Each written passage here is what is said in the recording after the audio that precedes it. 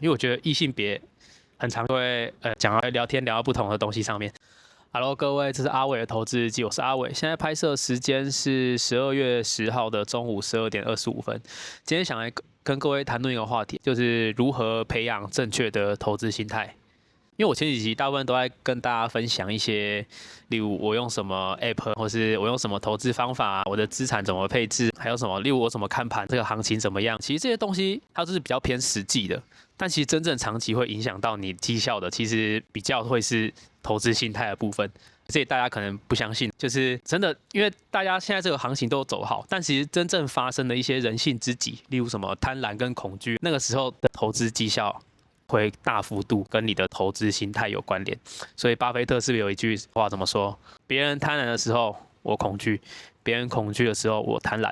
对，但真的如果发生了这件事情的时候，你真的可以做到吗？其实真的不一定。对，所以我今天就想要跟大家分享怎么培养正确的投资心态。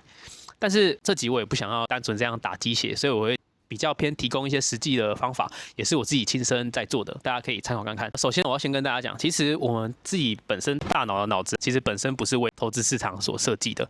你可以想一下，以往人类的祖先，对不对？我们都是在什么，在草原上面奔跑、狩猎、采集这些。其实我们本身的大脑就不是为投资市场赚钱什么这些东西所设计的。所以，心态这个东西绝对是需要透过学习去变强的。因为你想一下，假如大家都有同样的 mindset， 那大家应该在市场上都会赚到钱。但其实实际上不是的，在这个市场上，即使是有一个东西是82法则，我不知道大家有没有听过，其实只有2成的人赚到这个，甚至是91法则，只有2成的人赚到这整个市场大部分8成的资金，所以只有2成的人是赢的，8成的散户都是输的。对，就是这么写实，甚至现在我觉得到91，就只有10% 的人是赢的，9成的都是输的。好，讲回来刚刚那个祖先的案例，对，你想一下，假如我们今天那个祖先在路上看到一头狮子好了，你觉得他在做什么？对，跟你想一模一样，先绕跑。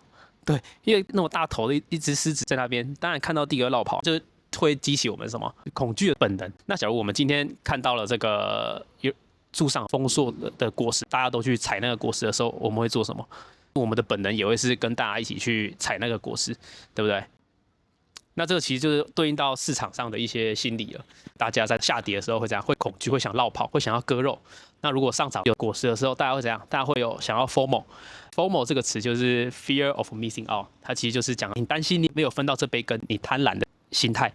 对，第二个我想要讲一个行为经济学，我不知道大家有没有听过，也有可能是心理学的范畴，它叫损失厌恶。在经济学，我们常会效用这个东西，你可以把它理解成你的爽感或者你的感受度。对，我们这个损失厌恶讲的是什么？其实你在这个市场上，你亏钱的时候，假如你亏100块，跟你今天在市场上赚100块，这两个对人的爽感是不一样的。你一定会觉得很奇怪，为什么亏100跟赚100爽感不一样？就是因为我们本身其实人性当中有损失厌恶，我们对损失100块的这个痛，绝对比那个赚到100块那个爽还多，所以会导致我们在市场上常常会做出一些很不理智的举动。但你做这些举动的时候，你也不知道你做这个举动，如果你没有刻意去练习或是刻意去注意，你完全不会发现，因为这就是我们的本能，所以会导致什么？你会看到大多数人的交易都会是什么？短停利，长停损，所以长期下来是怎样？大亏小赚，大亏小赚，所以最后车还是亏的。对，所以我们人性是趋利避害的啊。所以今天要跟大家讲我们的主题了，要怎么培养正确的投资心态。好，哩哩扣讲一大堆，快5分钟，我今天要赶快切入正题了。好，那第一个，你永远都要备妥计划。这个不论你是主动投资者还是被动投资者，你一定都要有计划。你在市场前，为什么？因为我们知道我们的本能其实是不适应这个环境的，我们其实是对这个市场是不理解的。我们如果单纯以我们的本能下去做，基本上都是做的离谱。所以你一定要备妥计划。假如你是一个主动交易的人，很简单，你要做什么？要做交易记录。这笔单你为什么要去做？我想要买进的位置在哪里？我想要获利的位置在哪里？多少我会停损，对不对？这个风险报酬比是多少？你全部都要写下来。甚至你也可以截图当下行情图，直接把你的看法写下来。我相信这个不会花很久。你要想，你投资进去都是几万块，对不对？你单纯写下来，你为什么要做这件事情？应该不过分，对不对？所以这是第一个，永远都要备妥计划。交易计划，我觉得我之后可以特别开一集跟大家讲，我是之前是做主动投资后，我是怎么做交易记录的。对，第二个，如果你是被动投资者，我觉得你要专注在一个东西上面，你的执行计划书。对，因为其实被动投资者就像已经相比主动投资者是很少接触盘面的。但是你更重要的是什么？是你的执行力，因为有可能有些人发薪水的时候就先去爽了，对不对？那你就写说我要定期定额在这个时间点加仓什么的，其实很多时候你都会忘记，或者是这个月感觉钱比较少，我就先加个100块就好。其实这都是不正确的。你有你的计划，你就要按照你的计划去执行。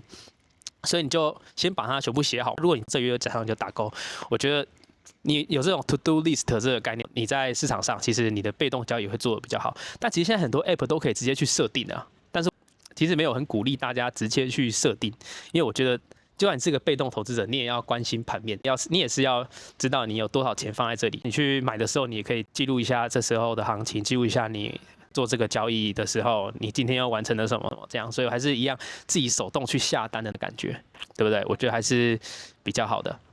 好，那接下来要讲第二点，我觉得是蛮多人都会犯的一个错误，是眼见为凭。其实大多数人的交易不是根据他看到什么哦，他是根据他的脑子想了什么在做的。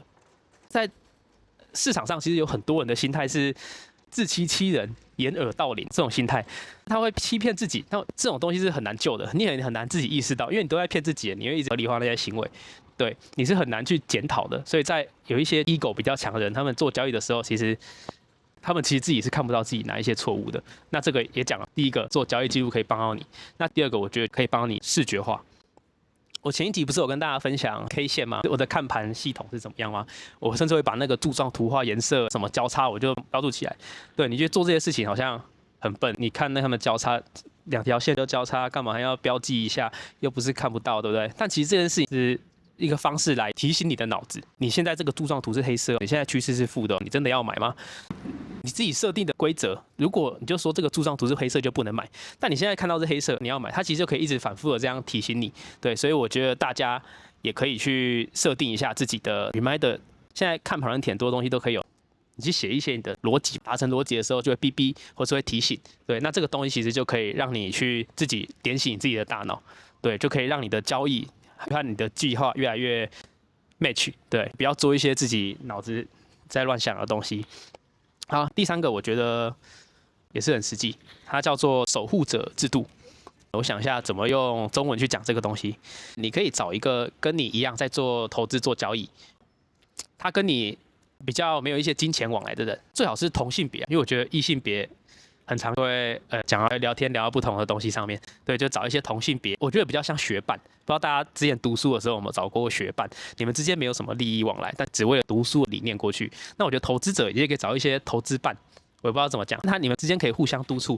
你今天没有按照计划执行，对不对？你今天为什么做的跟你讲的不太，跟你之前写那个记录不太一样？你可以找一个学伴的概念，彼此之间不要有利益往来，是为了同样的目标去执行。这个人，第一个我希望他是同性别，第二个没有利益往来，第三个他情绪稳定。对，你要找到这种人，我觉得其实蛮不容易的，因为第一个你的伴侣绝对不适合，他会跟你牵涉到很多有的没的，你的家人、亲情那些都不适合，所以如果你最后真的找不到，那你可以学我，干嘛？直接做记录，直接上传影片，上传你的交易日记，让大家的这些留言去 judge 你，去督促你。你之后如果你会有一个警戒性，我今天这笔交易到底有没有符合我讲的给大家看，对不对？这也是一个方法。所以今天就分享了这个3个方法，我来跟大家过一次。第一个，永远都要备妥计划；第二个就是眼见为凭，就是你要做你真正看到的东西，而不是你脑子想到的东西；第三个就是守护者制度，找一个学伴或是一个投资的一些伙伴，你们一起在这个方向上面努力，互相督促。好，这个就是我今天讲了3个如何培养正确投资心态的方法。好啦，那这一集就讲这么多，我们下一集再见，拜拜。